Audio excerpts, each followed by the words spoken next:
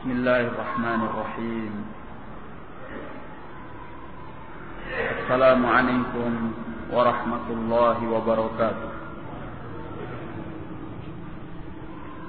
إن الحمد لله نحمده تعالى ونستعينه ونستغفره ونعوذ بالله من شرور أنفسنا وسيئات أعمالنا. من يهده الله فلا مضل له ومن يضلل فلا هادي له. أشهد أن لا إله إلا الله وحده لا شريك له وأشهد أن محمدا عبده ورسوله. أما بعد، فيقول ربنا تبارك وتعالى: يا أيها الذين آمنوا اتقوا الله وقولوا قولا سديدا يصلح لكم أعمالكم ويغفر لكم ذنوبكم ومن يطع الله ورسوله فقد فاز فوزا عظيما. يا أيها الذين آمنوا اتقوا الله حق تقاته ولا تموتن إلا وأنتم مسلمون. يقول نبينا عليه الصلاة والسلام: فإن أصدق الحديث كتاب الله وخير الهدي هدي محمد صلى الله عليه وعلى آله وسلم وشر الأمور محدثاتها فإن كل محدثة بدعة وكل بدعة ضلالة وكل ضلالة في النار. إخواني في الدين rahimani wa rahimakumullah.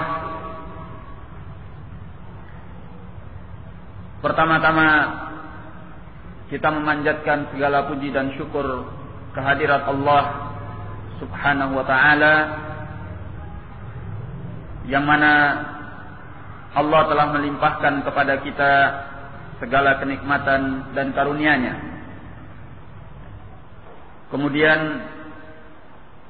semoga selawat dan salam tercurahkan kepada Nabi kita Muhammad sallallahu alaihi wasallam, keluarganya, sahabatnya, dan orang-orang yang mengikuti beliau sampai hari kemudian nanti dengan baik. Sebagaimana biasanya pada sore hari ini, insyaallah taala kita kembali melanjutkan pelajaran kitab Tauhid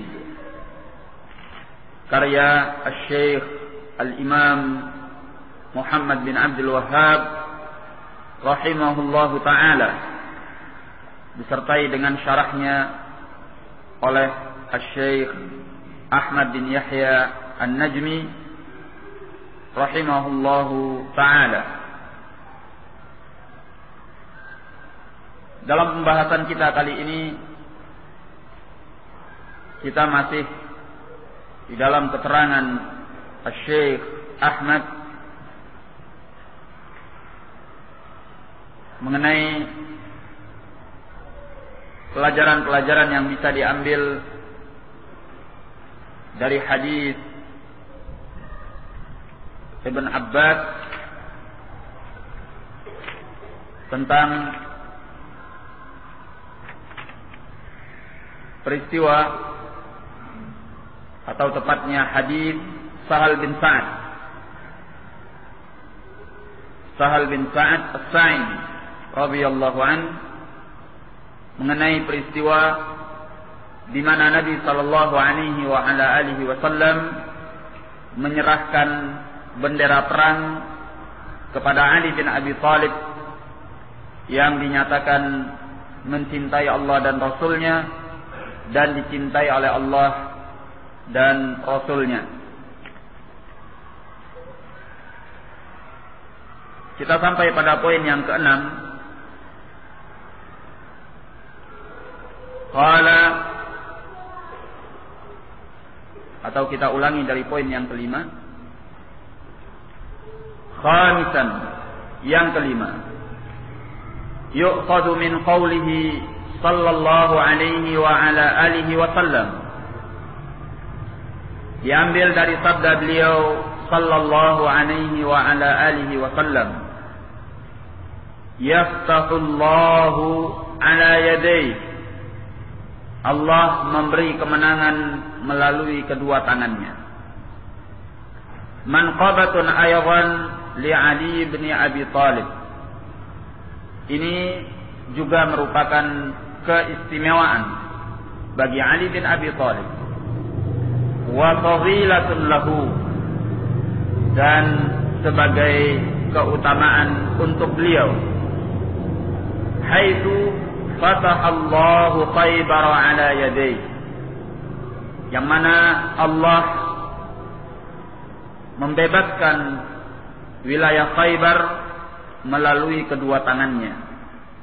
Wa kana qabla dzalika qad hasala fi fathiha syai'un min as-su'ubah, yang mana sebelum itu telah terjadi kesulitan di dalam membebaskannya dari tangan al-Yahud.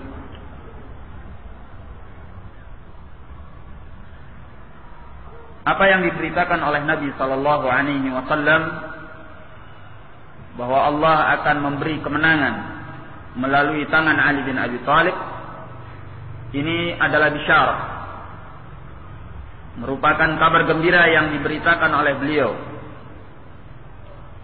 yang menunjukkan alamun min a'lamin nubuwah, salah satu tanda daripada tanda-tanda kenabian beliau. Sebab ini adalah perkara gaib. Sebagaimana yang kita tahu bahwa perkara gaib tidak diketahui oleh makhluk.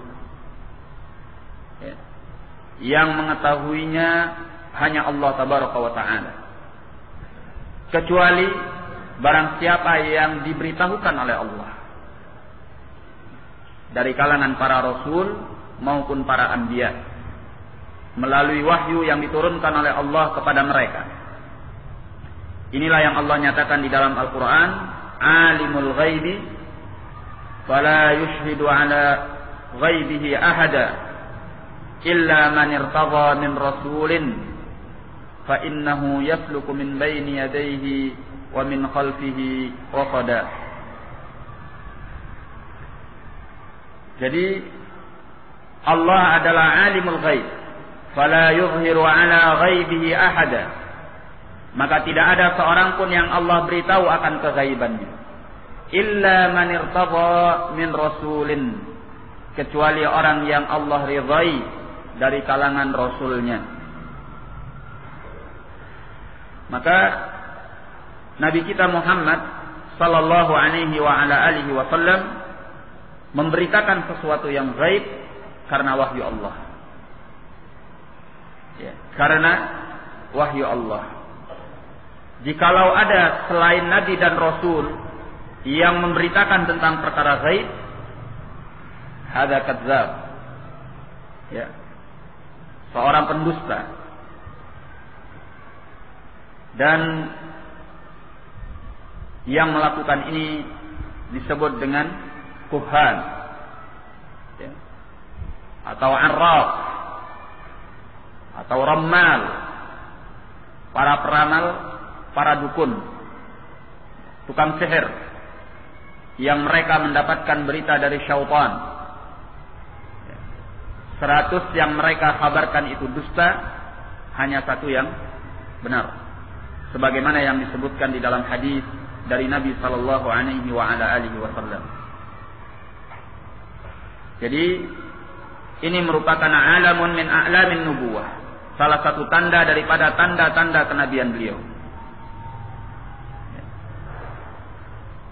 Jadi Allah memberikan kemenangan melalui Ali bin Abi Thalib dikarenakan Allah menghendaki yang demikian itu, dan sekaligus menunjukkan akan keutamaan Ali bin Abi Thalib. Qala sadisan, yang keenam, yu'khadhu min qawlihi, diambil pula dari firman-Nya atau dari sabdanya. Tayyib, dari ucapan rawi, fabatan nasu yadukuna lailatahum, maka manusia larut pada malam harinya membicarakan hal itu.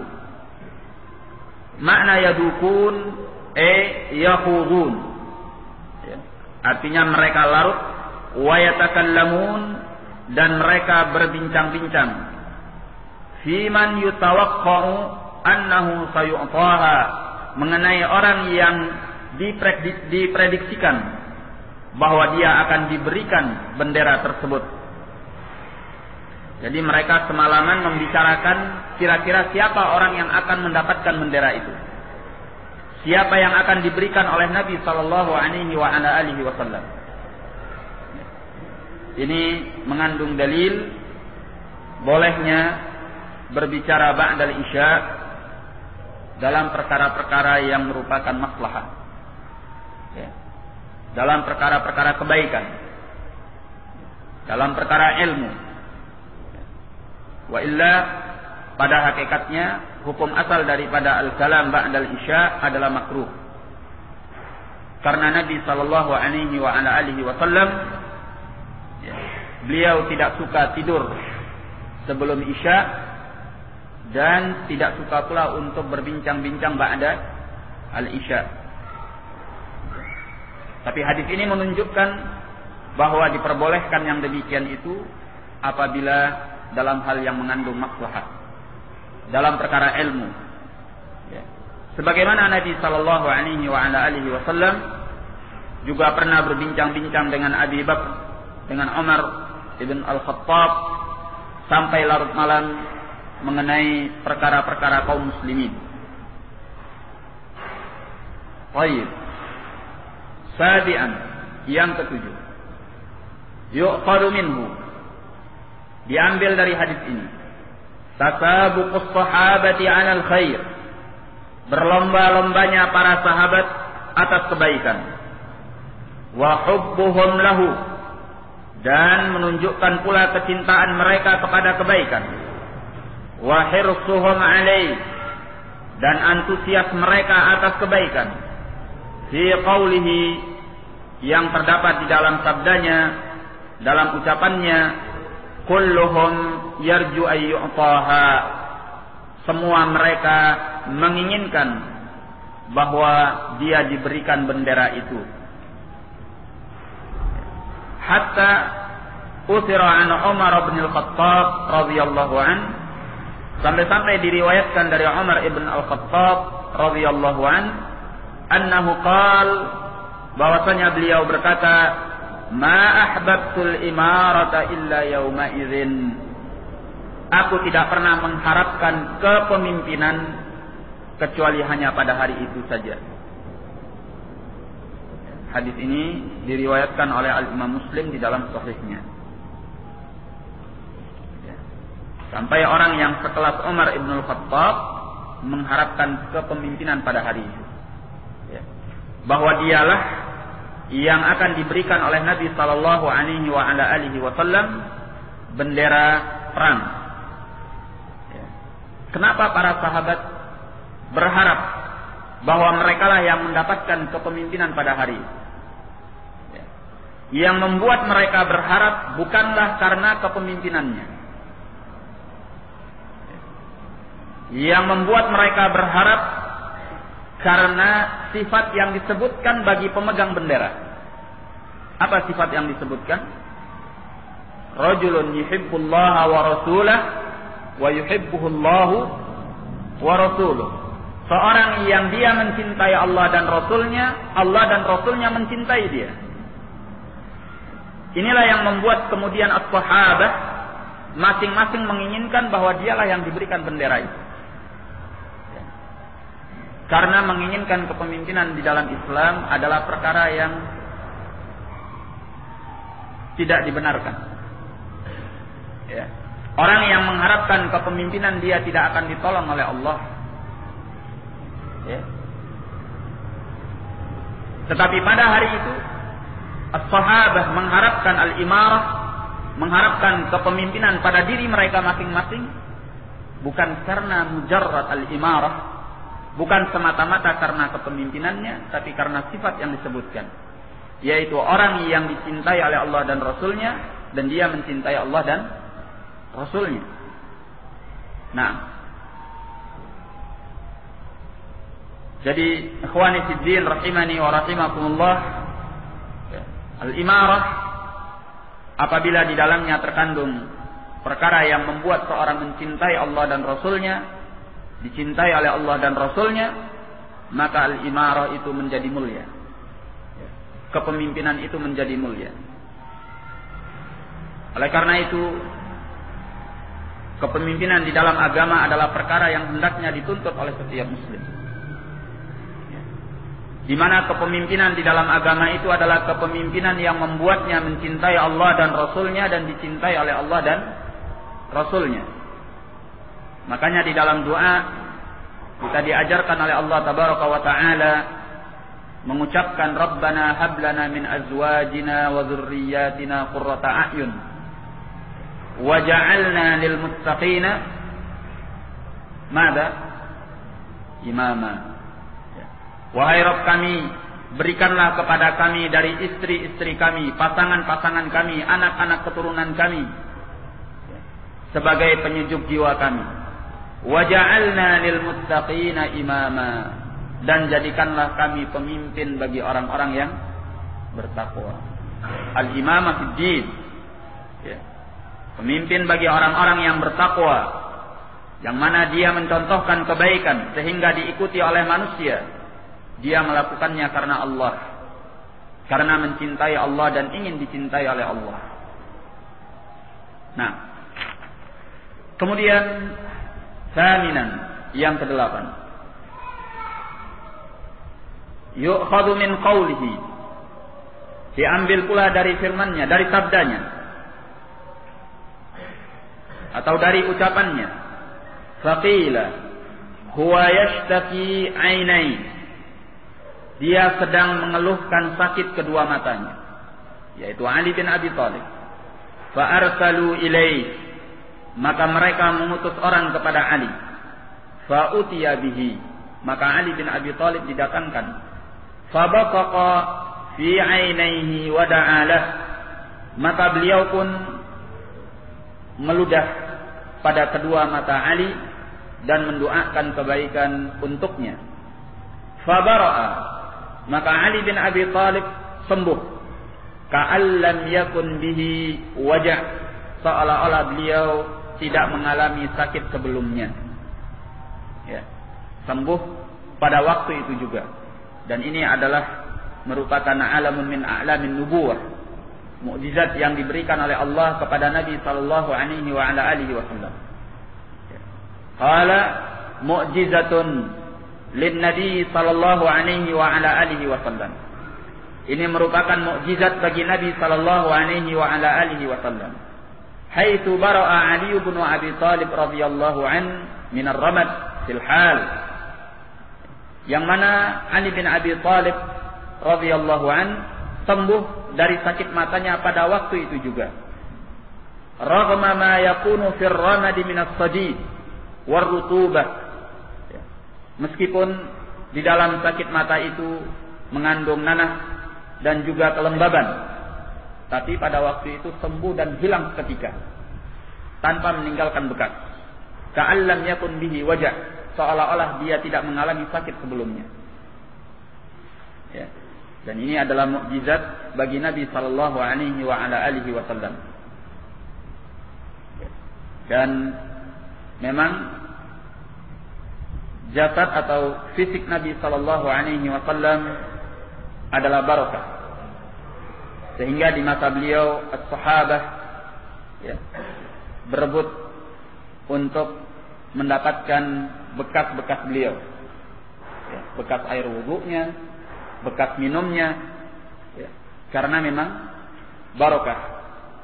Bahkan di antara mereka menyimpan bahagian daripada jasad Nabi sallallahu alaihi wasallam, seperti ada yang menyimpan rambutnya. Dan ini adalah khusus bagi Nabi sallallahu alaihi wasallam. Dan tidak bagi seorang pun selain beliau. Ya. Makanya diperbolehkan untuk bertabarruk dengan jasad Nabi sallallahu alaihi wasallam, tapi tidak diperbolehkan bertabarruk mencari berkah dari jasad siapapun dari kalangan manusia dan sebaik apapun dia. Nah, oleh karena itu as-sahabah radhiyallahu anhum hanya melakukannya kepada Nabi saja. Mereka berebut untuk mendapatkan sisa air wudunya atau sisa minumnya. Tetapi mereka tidak melakukan hal itu kepada yang selain Nabi sallallahu alaihi wasallam. Mereka tidak melakukannya kepada Abi Bakar. Mereka tidak melakukannya kepada Umar. Mereka tidak melakukannya kepada Utsman, kepada Ali, kepada Mu'adz, kepada Abi Musa atau siapapun dari kalangan as-sahabah yang mulia lainnya, karena ini adalah khassah bagi Nabi sallallahu alaihi wasallam. Nah, qala wa kullu syai'in fi qudratillahi sahlun. Ya. Jadi dengan ludah Nabi sallallahu alaihi wasallam yang mengenai kedua mata Ali, maka kedua matanya sembuh ketika itu juga. Ya. Dengan seizin Allah. Wa kullu syai'in fi qudratillahi sahlun. Dan segala sesuatu adalah mudah di dalam kekuasaan Allah tabaraka wa taala. Ya. Tidak ada yang sulit bagi Allah. Ya. Dan penyakit apapun, apabila Allah telah menghendaki untuk menyembuhkan penyakit itu, maka akan sembuh. Ya. Nah. Dan tidak ada satu penyakit yang diturunkan oleh Allah melainkan ada obatnya. Diketahui oleh orang yang bisa mengetahuinya dan tidak diketahui oleh orang yang tidak mengetahuinya. Nah, qala tasi'an, yang ke-9, fi qawlihi, di dalam ucapannya, fa'atahu ar-rayah, kemudian beliau menyerahkan kepada Ali bin Abi Thalib bendera tersebut setelah beliau sembuh. Yu'khadhu min hadhihi manqabatun li Ali bin Abi Thalib radhiyallahu anhu.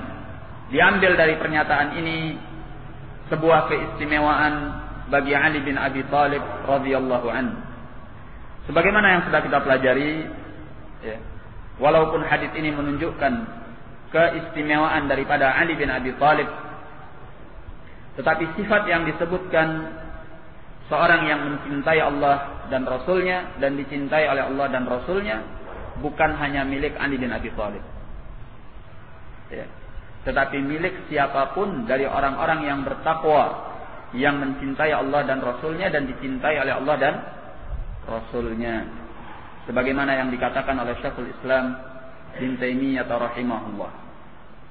Nah, tapi hadis ini khusus berbicara tentang Ali bin Abi Thalib. Bahkan di zaman Nabi sallallahu alaihi wasallam, ya, sebagaimana yang diriwayatkan oleh Al-Bukhari rahimahullah, ada seseorang yang suka membuat Nabi sallallahu alaihi wasallam tertawa. Namun orang ini disebut, ya, diberi gelar dengan Al-Khammar, ya, suka peminum khamr, minuman keras. Ya. Sampai kemudian dia didatangkan kepada Nabi sallallahu alaihi wasallam, ya, dan dia dihukum oleh Nabi. Kemudian sebahagian as-sahabah melaknatnya. Maka Nabi sallallahu alaihi wasallam menyatakan, la tal'anu, jangan kalian melaknatnya, fa innahu yuhibbullaha wa rasulah, karena sungguhnya orang ini cinta kepada Allah dan Rasulnya. Nah, jadi predikat ini adalah milik siapapun yang di dalam hatinya mengandung cinta kepada Allah dan Rasul-Nya. Qala 'ashiran. Yang ke-10. Yu'khadhu min qawlihi. Diambil dari ucapannya. Unfuz 'ala rislik. Berjalanlah engkau dengan perlahan-perlahan. Hatta tanzila bi sahatihim, sampai engkau turun di halaman mereka. Tsumma du'uhum ilal Islam. Kemudian ajaklah mereka kepada Islam. Wa akhbirhum bima yajibu 'alaihim min haqqillahi ta'ala fi. Dan beritakan kepada mereka mengenai kewajiban mereka dari hak Allah Subhanahu wa ta'ala di dalam Islam itu. Yu'khadhu minhu. Diambil dari pernyataan ini. Ad-da'watu ilal Islam. Berdakwah kepada Islam. Wa anna qitalan Nabi sallallahu alaihi wasallam wa jihadahu innama kana linashril Islam fi rubu'il ard. Dan bahwasanya peperangan yang dilakukan oleh Nabi sallallahu alaihi wasallam dan jihadnya hanya saja untuk tujuan menyebarkan Islam di sentero bumi. Nah, sini beliau menyatakan unfuz 'ala rislik hatta tanzila bi sahatihim. Berjalanlah engkau dengan perlahan-perlahan sampai engkau turun di halaman mereka. Ini menunjukkan kewaspadaan yang diajarkan oleh Nabi sallallahu alaihi wasallam. Karena al-Yahud ahlul ghadar, orang yang suka berlaku curang, dan bisa saja mereka menyerang dengan sekonyong-konyong. Makanya diingatkan oleh Nabi sallallahu alaihi wasallam untuk berhati-hati, berjalan dengan perlahan-perlahan, penuh dengan kewaspadaan. Jangan sampai mereka menyerang dengan sekonyong-konyong sehingga mengakibatkan bahaya bagi as-sahabat. Dan juga menunjukkan unfuz 'ala rislik, nasihat Nabi sallallahu alaihi wa ala alihi wasallam untuk tidak takabur, bersikap congkak dan merasa kuat.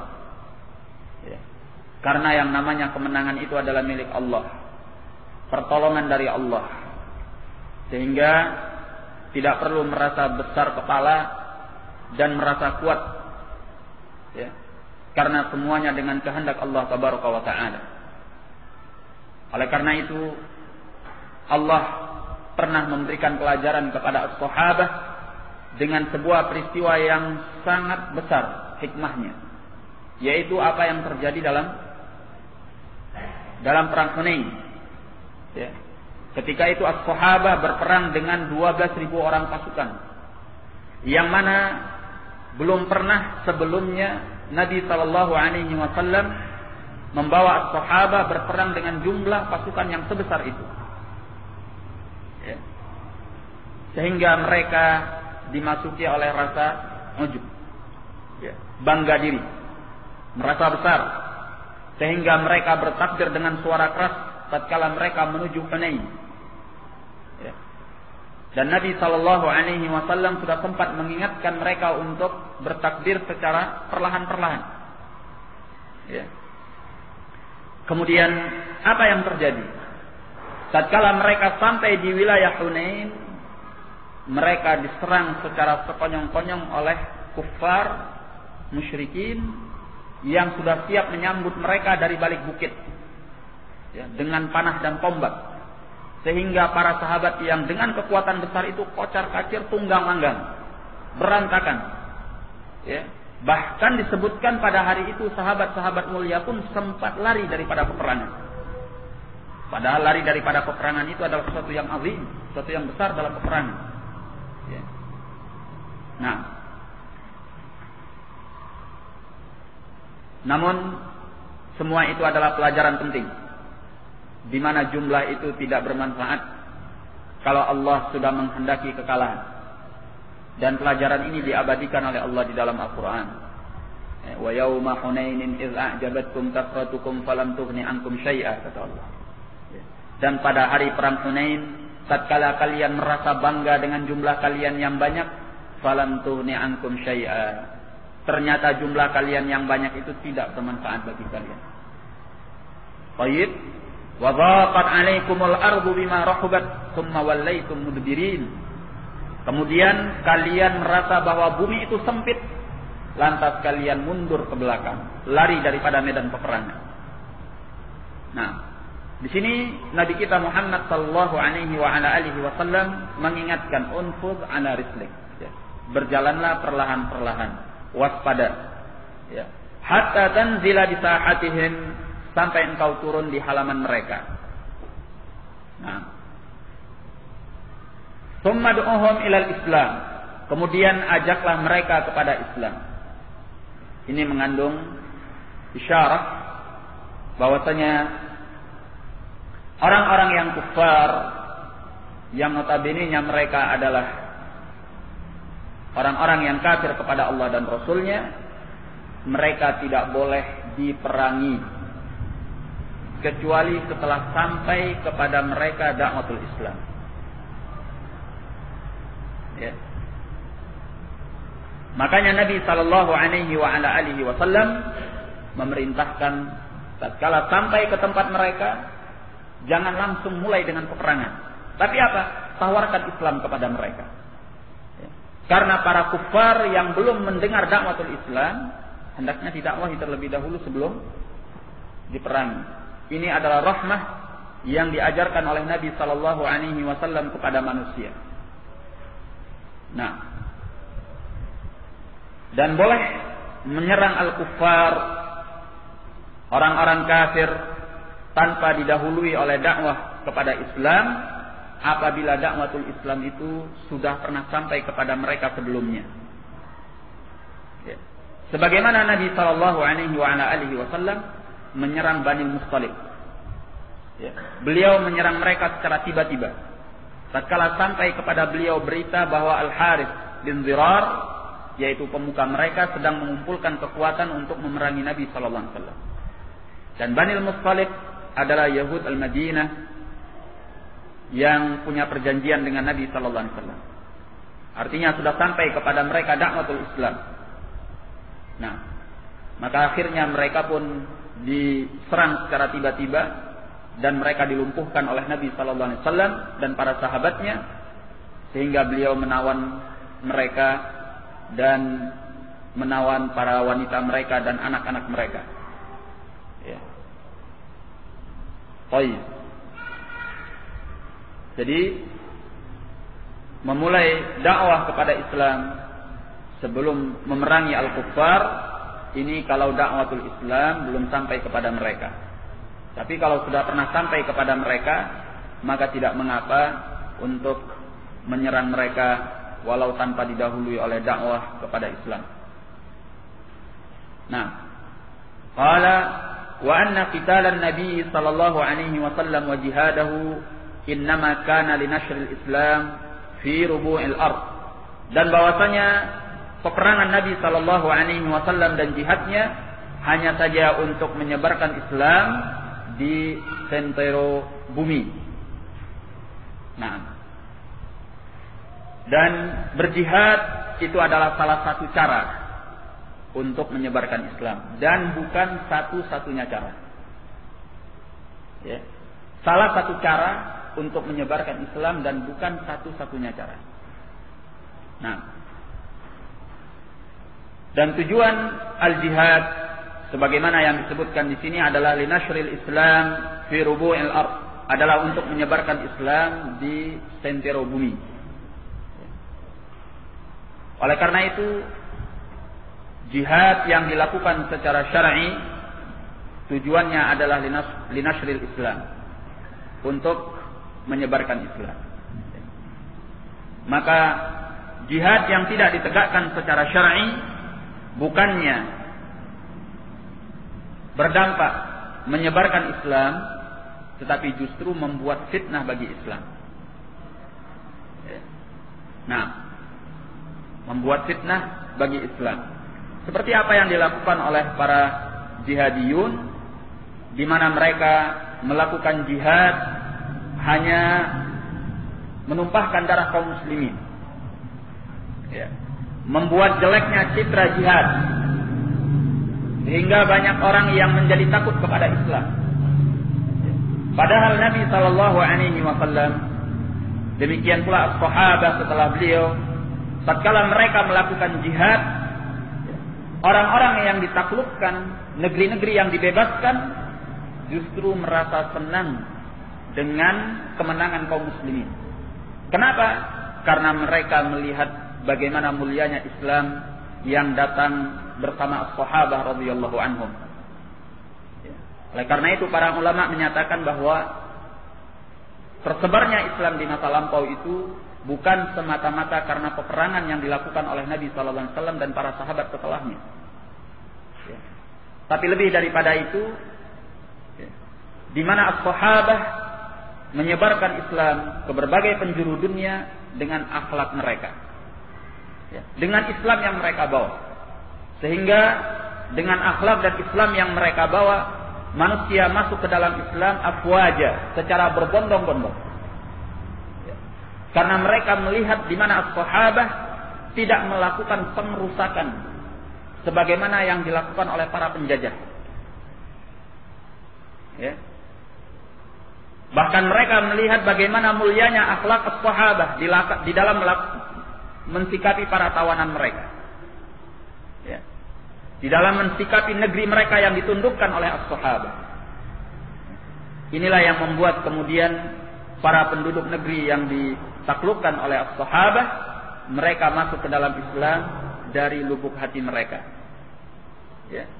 Yang kemudian Islam itu menjadi kuat di negeri mereka dan menjadi baik, bahkan negeri-negeri yang ditaklukkan oleh as-sahabah dari kalangan non-Arab menjadi negeri-negeri sumber datangnya para ulama pada masa kemudian. Ya. Nah, seperti yang beberapa kali sudah kita sebutkan. Baik, banyak dari kalangan para ulama itu berasal dari negeri-negeri non-Arab yang dahulunya adalah negeri-negeri yang tidak mengenal Islam, kemudian ditundukkan oleh as-sahabah radhiyallahu taala anhum. Ya, Al-Imam Al-Bukhari, Al-Imam Muslim, ya, Al-Imam Abu Zur'ah, Al-Imam Ibnu Abi Hatim, para ulama, ya, kusur. Jumlah mereka tidak sedikit. Kalau kita melihat biografinya, maka kita akan mendapatkan ternyata mereka berasal dari negeri-negeri asing yang non-Arab. Nah, ikhwani fid din rahimani wa rahimakumullah. Ya. Jadi tujuan jihad yang dilakukan oleh Nabi sallallahu alaihi wasallam adalah untuk menyebarkan Islam, bukan untuk membuat teror kepada penduduk bumi. Qala al-hadi ashar, yang ke-11. Yuqalu minhu, diambil pula dari pernyataan ini, raddun ala man za'amu anna al-jihad syar'un lid-daf'.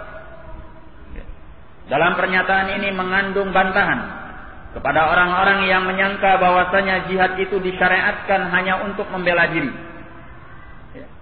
Walam yushra' li nashrid da'wah, dan tidak disyariatkan untuk menyebarkan dakwah. Wa hadhihi da'watun batilatun mubtilah. Ini adalah sangkaan yang batil dan membawa kepada kebatilan. Bal innal jihad syuri'a li nashril Islam fi rubu'il ardh. Bahkan sungguhnya jihad itu disyariatkan untuk menyebarkan Islam di sentero bumi. Wa inqadil basyariyati min ibadatil ibad ila ibadati rabbil ibad, dan juga untuk menyelamatkan manusia dari penyembahan kepada hamba kepada penyembahan kepada pemilik para hamba itu. Nah, jadi jihad itu di dalam Islam ada dua. Ada jihad yang disebut dengan jihad ad-daf', jihad untuk membela diri, yaitu di mana apabila musuh datang ke sebuah negeri kaum muslimin dan ingin memerangi mereka dan memusnahkan mereka. Ya. Maka di sini diwajibkan bagi orang yang ada di negeri itu untuk membela diri mereka dengan kewajiban jihad. Siapapun, ya, yang ada di negeri itu dia harus melaksanakan jihad. Ya. Tua, muda, besar, kecil, laki, perempuan, siapapun, ya, dia berhak harus mempertahankan negerinya daripada serangan musuh. Nah, ini disebut dengan jihad ad-daf'. Dan bagi kaum muslimin yang berada di wilayah sekitar negeri itu, kewajiban mereka adalah menolong saudaranya. Ya, menolong saudaranya dari serangan musuh. Allah menyatakan di dalam Al-Quran, wa in istansarukum fid din fa 'alaikumun nasr illa 'ala qaumin bainakum wa bainahum mitsaq. Ya. Apabila mereka meminta pertolongan kepada kalian di dalam agama, maka tolonglah mereka kecuali atas suatu kaum yang ada perjanjian antara kalian dan antara mereka. Nah, bagi siapapun yang mampu untuk membantunya, maka membantunya. Ini namanya jihad ad-daf'. Ya. Kemudian yang kedua, apa yang diistilahkan dengan jihadul hujum. Ya, jihad al-hujum. Jihad yang disyariatkan untuk menyerang musuh di wilayahnya, di negerinya musuh. Ya. Ini diistilahkan dengan jihadul hujum. Ya. Dan jihad yang seperti inilah yang diwajibkan kepada barang siapa yang mampu bagi kalangan kaum muslimin yang telah ditunjuk oleh penguasa muslimin. Ya. Nah, dari kalangan lelaki sehat, kuat dan punya kemampuan perbekalan untuk jihad. Nah, maka pasukan ini dipersiapkan oleh penguasa muslimin untuk menyerang musuh di negerinya, ya, di tempatnya.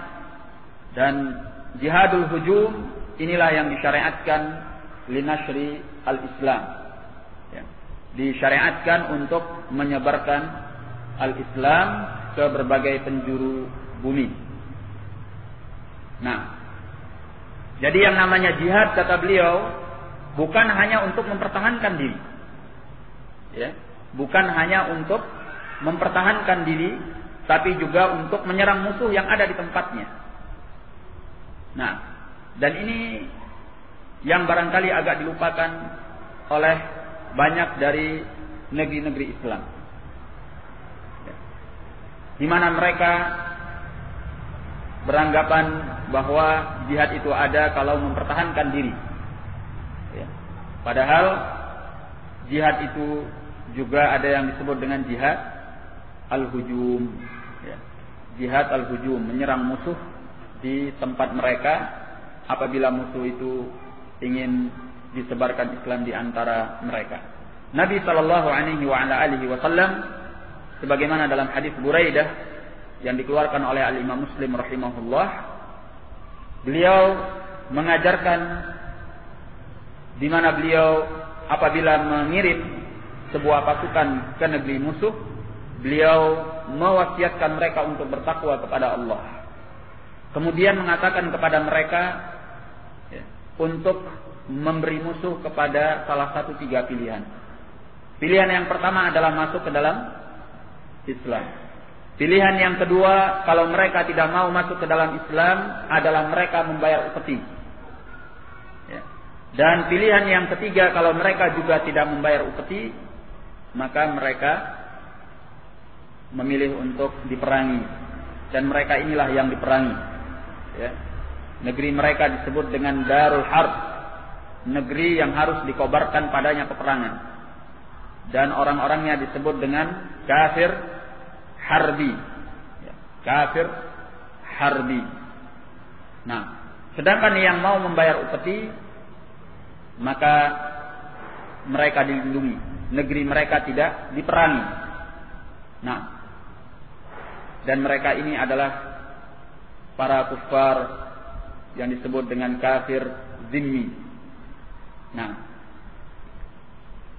dan ada juga orang kafir yang tidak boleh diserang, yaitu orang kafir yang ada perjanjian damai antara negeri Islam dengan negeri mereka. Dan perjanjian damai as-sulh yang ada antara negeri Islam dengan negeri kufar, disyaratkan di dalam Islam bahwa perjanjian itu tidak boleh untuk selamanya. Ya. Perjanjian perdamaian itu diadakan dalam batas waktu tertentu selama mengandung maslahat bagi Islam dan kaum muslimin. Ya. Nah, supaya yang demikian itu membawa kepada kemanfaatan bagi kaum muslimin dan bukan untuk selamanya. Baik. Allah menyatakan di dalam Al-Quran, وَقَاتِلُوهُمْ حَتَّى لَا تَكُونَ فِتْنَةٌ وَيَكُونَ الدِّينُ كُلُّهُ لِلَّهِ. Nah, فَإِنِ انْتَهَوْا فَلَا عُدْوَانَ إِلَّا عَلَى الظَّالِمِينَ. Kata Allah Tabaraka wa Ta'ala, dan perangilah mereka sampai tidak ada fitnah dan sampai semua agama adalah hanya milik Allah. Apabila mereka mau berhenti, maka tidak ada permusuhan kecuali atas orang-orang yang zalim. Baik. Ats-tsani asyar, yang ke-12. Yu'khadhu min qawlihi, diambil dari firman-Nya, dari sabdanya.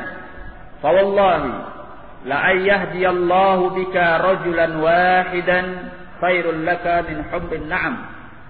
Diambil dari sabdanya, maka demi Allah, jika Allah memberi hidayah melaluimu akan seseorang, khairul laka min hubbin na'am, itu lebih baik untukmu daripada hewan-hewan atau onta-onta yang merah.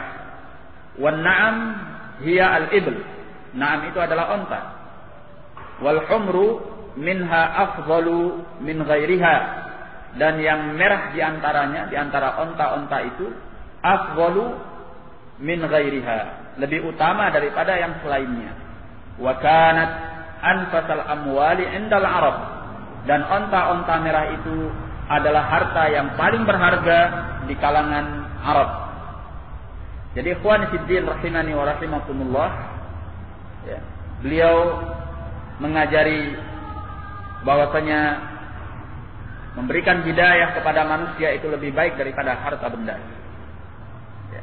Makanya salah satu prinsip Ahlus Sunnati wal Jamaah, di mana mereka adalah ahrasun nas ala hidayatin nas. Ya. Ahrasun nas ala hidayatin nas, manusia yang paling antusias untuk memberi petunjuk kepada orang lain.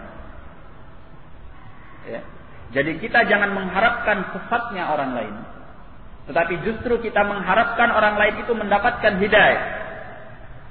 Sehingga kita berupaya jangan sampai ucapan kita, perbuatan kita, sikap kita yang mungkin dikaitkan dengan dakwatul Islam membuat orang lari daripada Islam. Ya. Karena hidayatun nas adalah perkara yang azim. Bahkan dinyatakan oleh Nabi sallallahu alaihi wasallam, khairul laka min humrin na'am, lebih baik untukmu dari onta-onta yang merah. Maka selama ada jalan untuk memberi hidayah kepada orang lain, maka jalan itu harus kita tempuh, sekecil apapun kemungkinan itu. Karena Ahlus Sunnah itu adalah ahrasun nas ala hidayatin nas, manusia yang paling antusias untuk memberi hidayah kepada orang lain. Nah, bahkan orang-orang yang sesat sekalipun, ya, dari kalangan ahlul bidah wal kuffar, ya, selama kita memiliki jalan untuk dia mendapatkan hidayah, maka jalan itu kita tempuh. Ya. Selama jalan itu tidak menyelisihi syariat Allah Tabaraka wa Ta'ala. Nah, jadi kita tidak senang dengan sesatnya satu orang. Ya. Bahkan kita sedih dengan sesatnya satu orang. Sebab prinsip kita adalah keinginan kuat untuk memberi hidayah kepada manusia. Nah, barakallahu fikum. Dan jihad yang dilakukan oleh Nabi sallallahu alaihi wasallam itu pun dalam rangka hidayatin nas. Ya, dalam rangka apa? Hidayatin nas. Demikian pula jihadul ilm, ilmu yang disampaikan, dakwah yang disebarkan, bantahan-bantahan yang ditulis atau yang dilontarkan oleh Ahlus Sunnah, juga niatnya adalah hidayatun nas. Ya. peringatan-peringatan, boikot-boikot yang dilakukan oleh Ahlus Sunnah kepada pihak-pihak tertentu, itu juga dalam rangka hidayatun nas. Ya. Bukan dalam rangka untuk permusuhan. Oleh karena itu dilakukan dengan cara yang paling rahmah. Dengan cara yang paling rahmah, karena rahmah itu membawa kepada hidayah. Barakallahu fikum. Baik. Qala at-thalits ashar. Yang ke-13. Yu'khadhu min hadhil jumlah. Diambil dari kalimat ini. Anna thawab ad-da'wati ila Allah biidkhali rajulin wahidin fil Islam khairun min anfasil amwali wa ahsaniha. Diambil dari kalimat ini bahwasanya dakwah kepada Allah dengan memasukkan seseorang ke dalam Islam itu lebih baik dari harta benda yang paling berharga dan yang paling baik. Ya.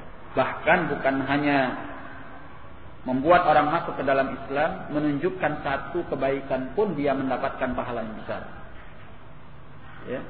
Man dalla ala khairin falahu mithlu ajri fa'ilihi. Ya.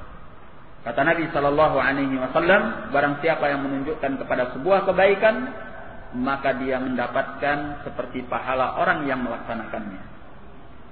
Nah, oleh karena itu ikhwani fiddin rahimani wa rahimakumullah, marilah kita hidupkan semangat antusias untuk memberi hidayah kepada manusia. Mungkin sekarang ini jalannya bukan jihad. Sebab melakukan jihad membutuhkan sesuatu yang lebih. Ya. Dilakukan oleh penguasa muslimin. Ya. Yang menyusun segala urusannya dengan baik. Membutuhkan kepada kekuatan. Membutuhkan kepada pertimbangan antara maslahat dan mafsadat. Sehingga jihad yang dilakukan itu bukannya membawa kepada mafsadat, kepada kerusakan, tetapi kepada maslahat. Ya. Namun bukan berarti bahwa hidayatun nas tertutup jalannya.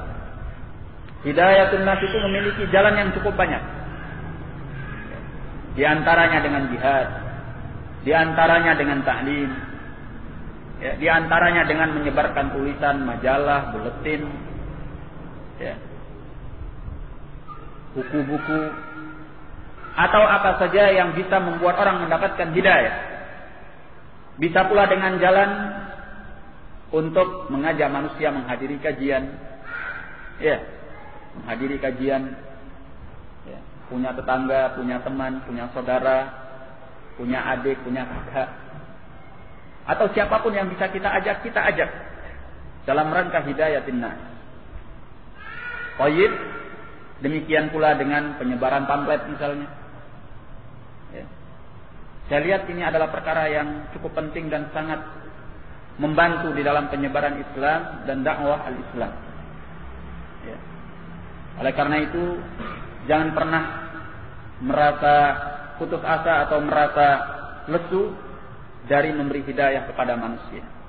Nah, selama kita mampu maka lakukanlah. Sekarang ini mungkin semangat untuk menyebarkan Islam dan dakwatul Islam, khususnya adalah dakwah sunnah dan dakwah ahli sunnah, ya, kurang mendapatkan perhatian yang besar dari kalangan manusia.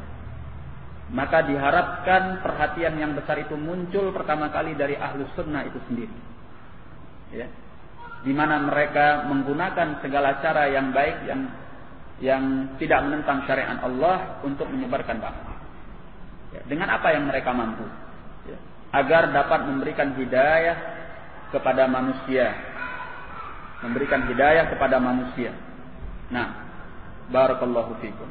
Termasuk sarana hidayah yang bisa dimanfaatkan adalah internet. Ya. Sebenarnya internet itu adalah sarana yang cukup besar untuk bisa menyebarkan dakwah. Ya. Apabila dilakukan oleh orang-orang yang bertanggung jawab, yang memiliki takwa kepada Allah Tabaraka wa Ta'ala, sehingga dakwah al-Islam, dakwah as-sunnah disebarkan di internet yang dibaca oleh orang dari sentero dunia, dari manapun bisa membacanya dalam bentuk yang baik. Nah, makanya saya sering memperingatkan bagi ikhwan yang bergelut di dunia maya untuk bertakwa kepada Allah Tabaraka wa Ta'ala dan menjaga baik nama dakwah. Jangan sampai apa yang kita tulis, apa yang kita sebarkan di sana, ya, atau apa yang kita komentari di sana adalah sesuatu yang membuat fitnah bagi manusia sehingga mereka menjauh daripada dakwah sunnah. Nah, maka pikirkanlah akibatnya. Apakah yang akan saya tulis ini, atau yang akan saya sebarkan ini, atau apa yang akan saya komentari ini akan membawa kebaikan bagi saya dan dakwah sunnah atau tidak? Apabila tidak, atau kamu ragu, maka tinggalkanlah. Da'ma yaribuka ila ma la yaribuk. Tinggalkan apa yang meragukanmu kepada apa yang tidak meragukanmu. Barakallahu fikum. Saya cukupkan dulu sampai di sini. Mudah-mudahan bermanfaat bagi semuanya. Saya sudahi wabillahi taufiq wal hidayah. Assalamualaikum warahmatullahi wabarakatuh.